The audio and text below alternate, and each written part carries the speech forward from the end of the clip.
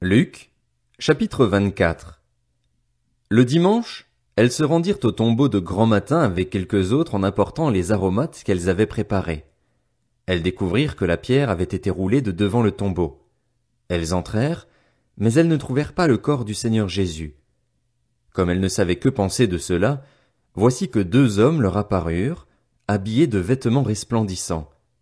Saisies de frayeur, elles tenaient le visage baissé vers le sol. Les hommes leur dirent: Pourquoi cherchez-vous parmi les morts celui qui est vivant?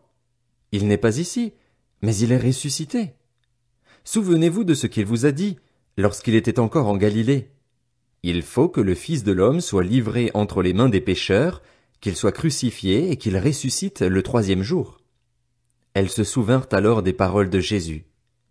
À leur retour du tombeau, elles annoncèrent tout cela aux 11 et à tous les autres. Celles qui racontèrent cela aux apôtres étaient Marie de Magdala, Jeanne, Marie la mère de Jacques et les autres femmes qui étaient avec elles, mais ils prirent leur discours pour des absurdités, ils ne crurent pas ces femmes. Cependant, Pierre se leva et courut au tombeau. Il se baissa et ne vit que les bandelettes qui étaient par terre. Puis il s'en alla chez lui, tout étonné de ce qui était arrivé.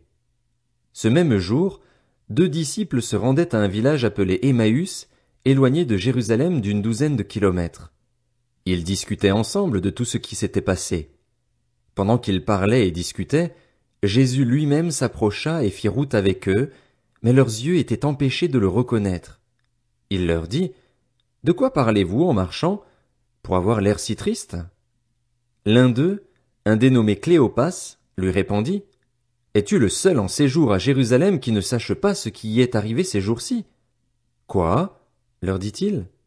Ils lui répondirent: Ce qui est arrivé à Jésus de Nazareth, qui était un prophète puissant en actes et en paroles devant Dieu et devant tout le peuple, et comment les chefs des prêtres et nos magistrats l'ont fait arrêter pour qu'il soit condamné à mort et l'ont crucifié.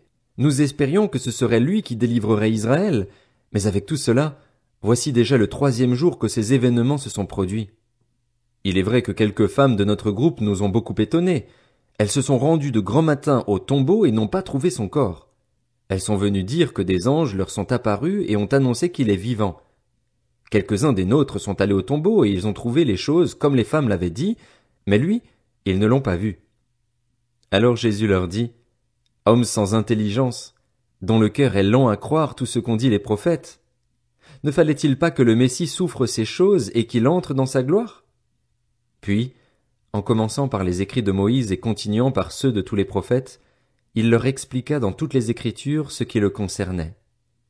Lorsqu'ils furent près du village où ils allaient, il parut vouloir aller plus loin, mais ils le retinrent avec insistance en disant: Reste avec nous, car le soir approche, le jour est déjà sur son déclin. Alors il entra pour rester avec eux.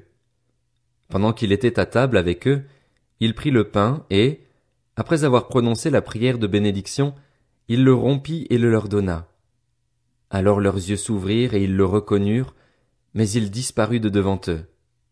Ils se dirent l'un à l'autre: Notre cœur ne brûlait-il pas en nous lorsqu'il nous parlait en chemin et nous expliquait les Écritures? Ils se levèrent à ce moment même et retournèrent à Jérusalem, où ils trouvèrent les 11 et les autres qui étaient rassemblés et qui leur dirent: Le Seigneur est réellement ressuscité et il est apparu à Simon. Alors les 2 disciples racontèrent ce qui leur était arrivé en chemin et comment ils l'avaient reconnu au moment où il rompait le pain. Ils parlaient encore quand Jésus lui-même se présenta au milieu d'eux et leur dit: Que la paix soit avec vous.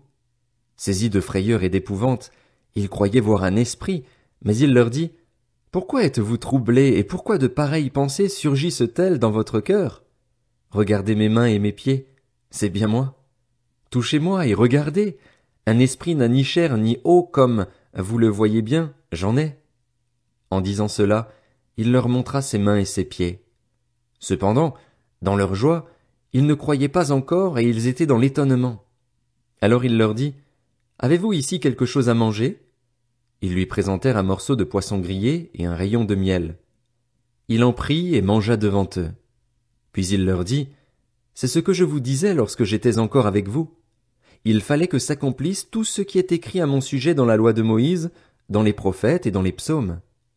Alors il leur ouvrit l'intelligence afin qu'ils comprennent les Écritures, et il leur dit: Ainsi, il était écrit, et il fallait que cela arrive, que le Messie souffrirait et qu'il ressusciterait le troisième jour, et que la repentance et le pardon des péchés seraient prêchés en son nom à toutes les nations, à commencer par Jérusalem. Vous êtes témoins de ces choses. Et voici que j'enverrai sur vous ce que mon Père a promis. Quant à vous, restez dans la ville de Jérusalem jusqu'à ce que vous soyez revêtus de la puissance d'en haut. Il les conduisit jusque vers Béthanie, puis il leva les mains et les bénit. Pendant qu'il les bénissait, il les quitta et fut enlevé au ciel. Quant à eux, après l'avoir adoré, ils retournèrent à Jérusalem remplis d'une grande joie. Ils étaient constamment dans le temple, louant et bénissant Dieu.